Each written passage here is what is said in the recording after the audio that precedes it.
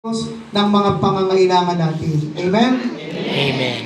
Ewan ko po kung yung mga naunang nag-Bible service o kaya ay nag-misa rito, kung naipaliwanag sa inyo ang tema ng ating buong simbang gabi. Taon-taon may temang binibigay ang diocese para talakayin sa simbang gabi. Ang tema po natin ngayong taong ito ay may kinalaman sa dalawang napakahalagang mangyayari sa ating simbahan locally sa ating diocese at sa pangkalahatang simbahan natin sa Roma at sa buong mundo. Dalawang bagay. Dito sa diocese natin ay ikatlong taon o katapusan taon ng pagninilay natin sa simbahang sinodal o paglalakbay sa simbahang sinodal. Ano bang simbahang sinodal? Ito po sabi ng Santo Papa natin, Pope Francis, ito ang pangarap na simbahan natin. Ng simbahan natin dapat maging simbahang sinodal. 3 taon, yung 3 mukha ng simbahang sinodal ang pinagnilayan natin. Noong unang taon, ang simbahang sinodal ay may pagkakabuklod, may pagkakaisa.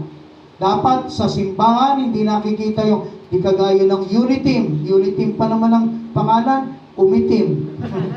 Simbahan dapat nagkakabuklod, nagkakaisa. Walang siraan, walang kagalitan dapat. Nagbubuklod. Pangalawa, ngayong taong ito, nakaraang taon, ay pinagnilayan naman natin ang pangalawang mukha ng simbahang sinodal. Simbahang sinodal hindi lang nagkakabuklod, ay dapat na nakikibahagi ang simbahang sinodal. Ang bawat isa ay bahagi ng simbahan, dapat tayo'y nakikibahagi sa buhay ng simbahan. Participation. Communion participation. Itong huling taon, ang ating taong ito ay taon ng misyon.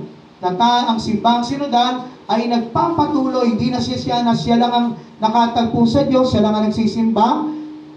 Pinapamalita dapat at nag-aakay ng tao sa simbahan. Yan ang simbahang sinodal. Kasabay po nito, sa buong simbahan, itong 2025 ay ipagdiriwang natin ang Jubilee Year.